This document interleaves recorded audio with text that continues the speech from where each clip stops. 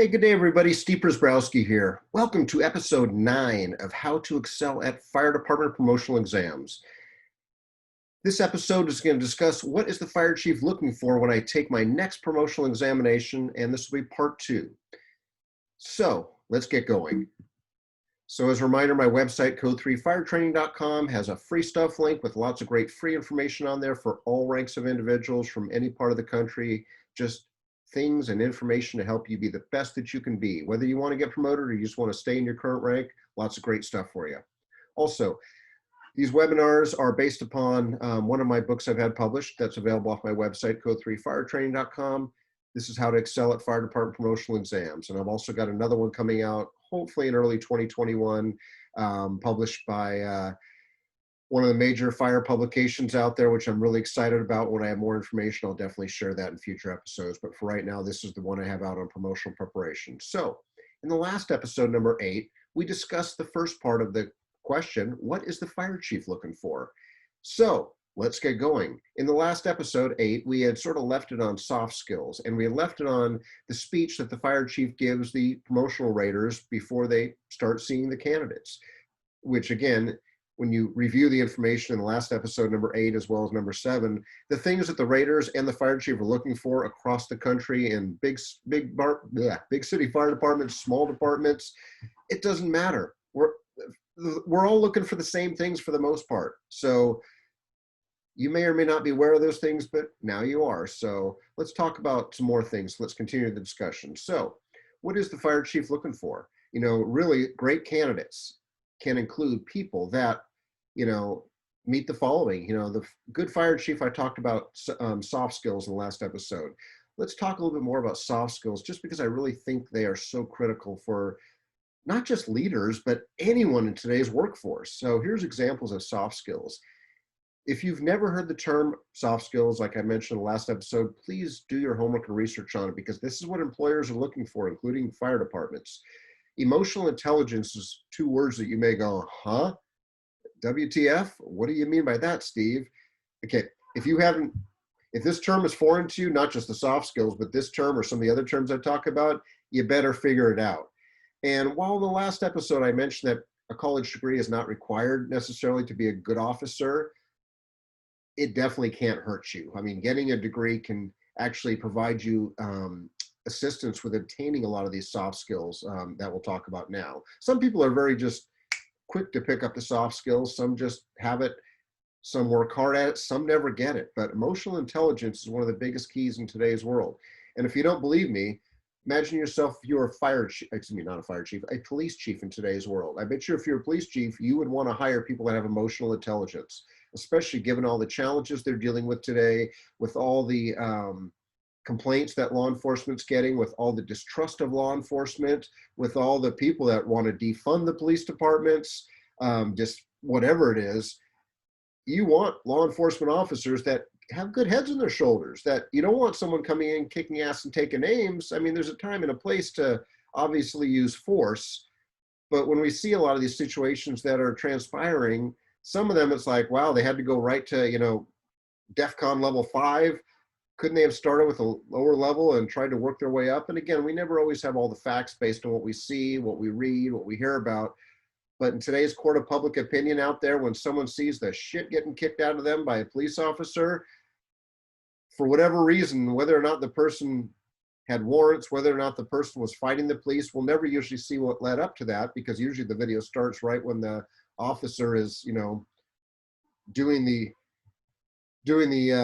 illegal, inappropriate, unethical stuff on the individual, and that's all the public sees, and that's what goes in their mind. Is the public doesn't care what led up to that, whether the person deserved it or not. The public sees that law enforcement officer beating the crap out of somebody, or even worse, shooting somebody. For what? And again, we don't have all the facts. I'm not trying to question or Monday morning quarterback anything, but I'm trying to tie in law enforcement and fire governmental agencies. We are very side by side in a lot of ways. So we try to hire the same type of people. I mean, type A people, but then type A is almost counterintuitive, I guess, with emotional intelligence sometimes, because type A, let's kick ass, take names, and go in and boom, let's go. Whether it's a police officer going into the bad situation, or think about firefighters, us going into the burning building to go rescue people and do all the things we do. I get it. But again, I'm not saying we should not be aggressive when, hey, we need to be aggressive in what we do, but also safely and with emotional intelligence. And if you're at the point where you're going, Steve, you're smoking crack. Okay, that's your opinion. Never smoked crack in my life, but I'm trying to explain what I'm seeing and what I'm hearing and experiencing from around the country. We need more folks with emotional intelligence, and it's not going to get, the need's not going to go down. It's only going to go up. Another soft skill term that falls under soft skill is critical thinking skills. Also, problem solving ability. Now, problem solving ability, I mean, a lot of us know many firefighters of all ranks that are really good problem solvers. I mean, that's sort of the job we are. Someone calls 911 or knocks on the firehouse door, we're there to solve problems. I mean, we're usually pretty good about that, but we got to be also good critical thinkers, and we also have to have the emotional intelligence to be able to not escalate the situation, but de-escalate it. Not throw that first punch, but walk away when necessary. And I know that's hard for our ego and our pride sometimes. So these are all things that fire chiefs are looking for when they're hiring people, not to mention promoting people. Also, good listening skills. I touched on the last episode about communication skills, oral communication, written communication, interpersonal communication. Listening skills falls under there too. Some people are great listeners. Some, like myself, need to work at listening. I mean, that's a weakness of mine. I got to work better at it. I get it. It's hard, but it's a challenge sometimes. Do you actually hear what they're saying, or do you hear what you want to hear?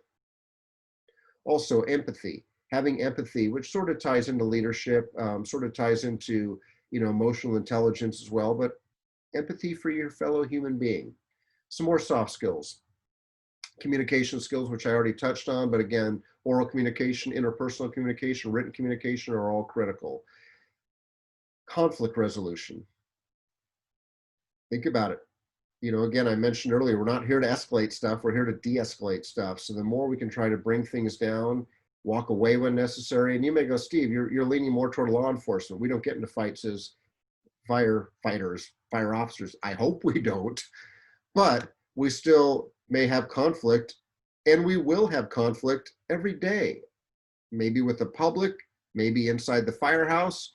Hey, when you get a group of people together and a team, a family, conflict will occur, and conflict can be healthy. It's how you resolve it is what really matters the most. You have to be adaptable, flexible for the ever-changing world that we live in today.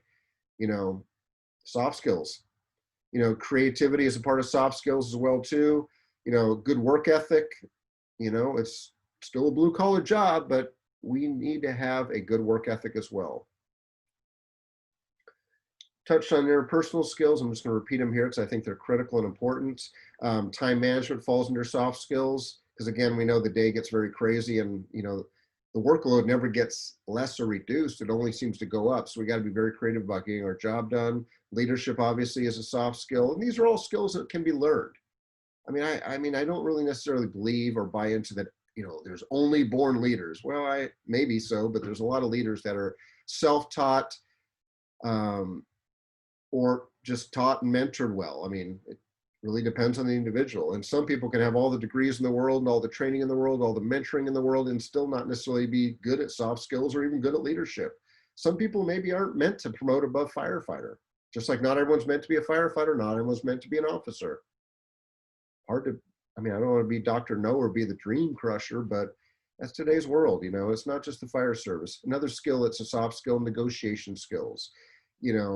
Whether you're on the union executive board or you're on the administration team or you're just an officer, you need good negotiation skill. I mean, obviously these are good parenting skills too, but I can't speak because I'm not a parent, but I would think they would be. So if you have kids, we don't have kids, I would hope I would hope having kids would make you a better leader, supervisor, manager, mentor, everything else. Maybe not a reason to have kids, you better have kids for the right reasons, but I digress. All right, and then lastly for soft skills, and there's a lot more items. These are just some that I found just doing some Google searches. Attention to detail, which is just critical to getting the job done. I don't know what more to say. Attention to detail is critical. So why do you need soft skills? Think about this. I saw this on the internet. According to Forbes magazine, if you go, what the heck's Forbes? Never heard of, okay, if you haven't heard of Forbes, they're a business magazine, probably one of the more popular business magazines out there, which if you want to be an officer, you can find some good leadership advice, not just in the fire trade publications or the fire books, but also non-fire stuff. So I encourage you to learn as much as you can from the business world and the other governmental world that is not just fire. But according to Forbes, 94% of recruiters believe that top-notch soft skills outweigh experience. And this is something I'll touch on a lot.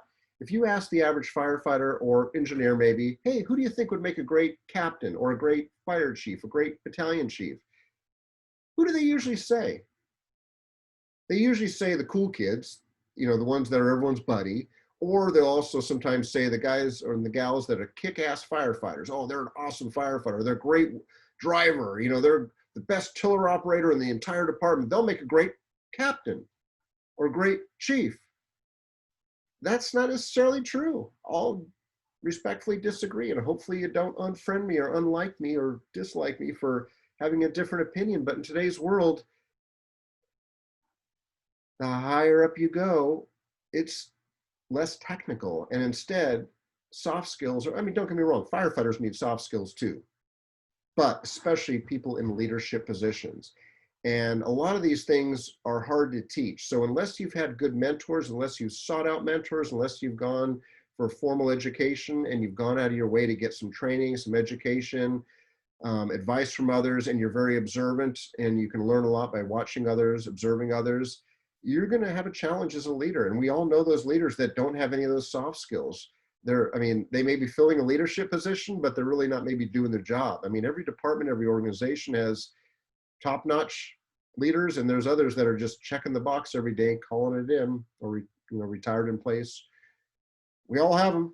Every department does. So try not to be those folks. Be the people that your fire chief expects you to be, and the public expects you to be, and more importantly, your coworkers, your crew members expect you to be. You're not there to be everyone's buddy. You're not there to be the cool guy. You're not there to be the most popular person. Yeah, there's a reason you're in a leadership position, because you have to be the designated adult at times. I mean, again, I don't mean to be disrespectful, but that's the position you're in. So with that said, in the next episode, we're going to discuss more about what the fire chief is looking for in promoted candidates. So until then, thank you very much for the gift of your time. My contact information, my cell phone's on my email, my cell phone and my email address are also on my website, code3firetraining.com. My social media accounts, feel free to follow me.